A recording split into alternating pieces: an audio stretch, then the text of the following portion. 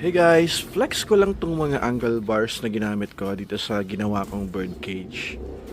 Hey birds, hello. Kasi wala akong mahanap na magandang size ng cage na medyo affordable. So ginawa ko, bumili ako ng mga angle bars na ganito.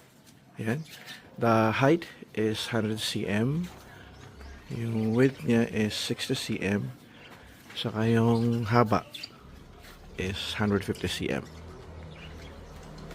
Aside from the fact that you can form any shape using these angle bars, like for a cage or siguro cabinet na gagawin mo, very easy rin siya to manipulate. You can just attach them using screws. Ganito. Yan, ganyan. Saka para kung siyang gumalaw, meron mga ganito. Ganyan. Meron pa akong isang ginagawa using angle bars. Itong cat cage naman. Ayan. Yung height niya is 150 cm. Yung ito, yung across, yung ano ba yan, haba is 100 cm. Saka yung depth, ito, 60 cm.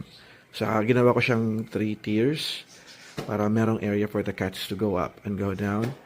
Ito yung sleeping area, saka yung baba, yung feeding area, saka yung tawag dito, yung lagayan ng litter box. Angle bars lang yan, very practical to use.